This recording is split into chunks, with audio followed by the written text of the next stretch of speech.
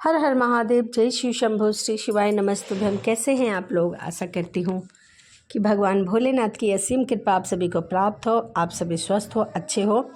इसी के साथ फिर से एक बार स्वागत है आपके अपने YouTube चैनल प्रेम भक्ति में। और आज हम सुनेंगे भगवान शिव और सोने का शिवलिंग। तो आइए मन में भगवान भोलेनाथ का ध्यान करते हुए कथा को सुनते हैं। मोहनपुर गांव में एक शिवम नाम का चौकीदार था। वह रात भर गांव की गलियों में लाठी लेकर आवाज़ लगाता और घूमता रहता था। इसके चलते गांव वाले चैन की नींद सोया करते थे।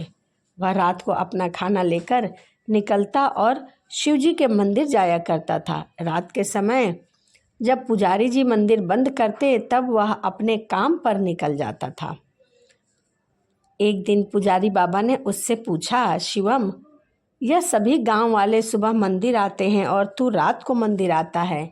इसके बाद मंदिर बंद होने तक यहाँ बैठा रहता है। तभी शिवम पंडित जी से कहा, जब तक मैं भगवान के दर्शन नहीं कर लेता मैं अपने काम पर नहीं जा सकता हूँ। दूसरा, जब तक भगवान बैठे रहते हैं मुझे गांव की चिंता नहीं है। जब प्रभु सो जाते हैं तब मैं गांव की रखवाली करने निकलता हूँ। पुजारी, तुझे इतना विश्वास है अपने शिवजी पर? शिवम ने कहा, हाँ पंडित जी, मेरा शिवजी पर अटूट विश्वास है। इसी तरह समय बीतता गया। एक दिन मंदिर में एक सेठ जी आए और पुजारी से बोले, पंडित जी, मेरी कोई संतान नहीं है, मैं भगवान भोलेनाथ की पूजा करना चाहता हूँ। पंडित जी सेठ जी की पूजा करवा दी। पंडित जी ने, भगवान चाहेंगे तो तुम्हें अवश्य संतान की प्राप्ति होगी, लेकिन उसे लेकर मंदिर के दर्शन करने अवश्य आना। उस समय तो सेठ जी ने हाँ कर दी, परंतु 1 साल बाद सेठ जी के घर में एक बेटा का जन्म हुआ। वह अपनी पत्नी और बच्चे के साथ मंदिर पहुँचे। पंडित जी, भोले बाबा ने मेरी पुकार सुन ली। यह सुनकर पंडित जी भी बहुत खुश हुए और उसके बाद सेठ जी से कहने लगे, सेठ पंडित जी, मैं इस शिवलिंग की जगह सोने का शिवलिंग स्थापित करना चाहता हूँ, क्योंकि भगवान भोलेनाथ ने मुझे इतना प्यारा पुत्र दिया है। यह आप क्या कह रहे हैं सेठ जी? यह शिवलिंग बहुत पुराना है, हम इसे हटा नहीं सकते, और आपने सोने का शिवलिंग स्थापित कर दिया तो यह खबर पूरी जगह पर फैल जाएगी और शिवलिंग चोरी होने का खतरा बढ़ जाएगा। लेकिन पंडित जी, मैंने यह निर्णय किया है, इसके लिए आप कोई उपाय सोचिए। ठीक है, मैं गांव वाले से सलाह करके आपको 2-3 दिन में बता दूंगा। रात को पंडित जी शिवम से बात करते हैं।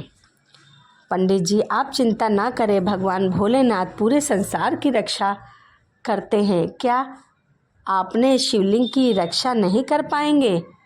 आप एक काम कीजिए, सेठ जी से कहिए कि यह शिवलिंग को सोने से मढ़वा दे। इससे यह शिवलिंग सोने का दिखने लगेगा और इसे कोई हटा भी नहीं सकेगा।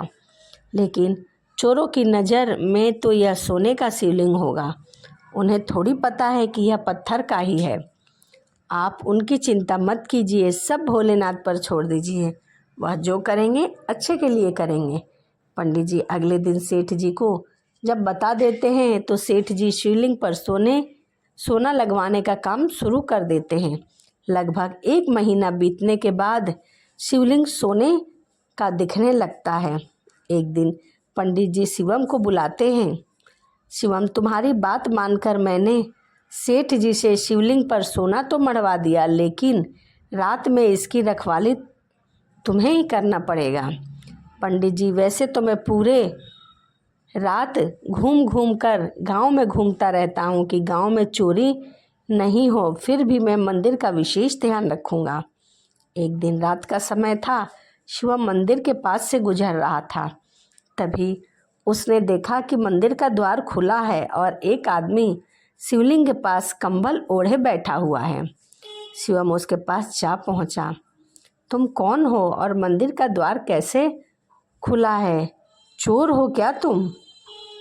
आदमी बोला, नहीं नहीं, मैं चोर नहीं हूँ, मैं केवल यह सोना हटाना चाहता हूँ। तुम इस सोने को ले जाओ। क्या मतलब? इस सोने को क्यों हटा रहे हो? यह सोना तुम्हारे कारण लगा है, इसलिए मैं चाहता हूँ कि यह सोना तुम ले जाओ। आप कौन हो और ऐसा क्यों कह रहे हो? तभी वह आदमी भगवान शिव के रूप में प्रकट हो जाते हैं। मेरे और मेरे भक्तों के बीच में यह सोने की दीवार खड़ी कर दी गई है। मेरे भक्त जो श्रद्धा से अर्पण सभी चीज़ें करते थे, वह इस सोने पर ही टिक कर रह जाता है, मुझ तक पहुंचता भी नहीं है और मेरे भक्त मेरे दर्शन नहीं कर पाते। भगवान भोलेनाथ की ऐसी बातें सुनकर शिवम भगवान भोलेनाथ के पैरों में गिर गया। प्रभु मुझे माफ़ कर दीजिए, मैं अज्ञानी समझ नहीं पाया, आप तक जल भी नहीं चढ़ पा रहा है, मैं अभी इसे हटा देता हूँ। यह कहकर शिवम उस सोने को हटा देता है। भगवान शिव उसे आशीर्वाद देकर वहाँ से अंतराध्य हो जाते हैं। जब सुबह मंदिर खुलता है तो पंडित जी यह देखकर शिवम से पूछते हैं। शिवम उन्हें सारी बात बता देता है जो रात को घटी थी। पंडित जी उसी समय सेठ जी को बुलाते हैं और कहते हैं, भगवान मुझे माफ़ कर दीजिए, मुझसे बहुत बड़ी भूल हो गई है। अपनी जिद के कारण मैंने आपकी पूजा में बाधा डाला। उस दिन से मंदिर में पहले की तरह पूजा होने लगी और सोने का जो पानी चढ़ा हुआ था, सोना गढ़ा हुआ था, वह हटा दिया गया। सेठ जी ने वह सोना गरीबों में दान कर दिया। तो यह भगवान शिव और सोने का शिवलिंग की कथा थी, कहानी थी। वीडियो आपको कैसी लगी कमेंट में हर हर महादेव लिखना ना भूलें। इसी के साथ वीडियो को यहीं समाप्त करते हैं और आपसे मिलते हैं अगली वीडियो में। सभी को राधे राधे, जय श्रीमन नारायण, हरे कृष्णा।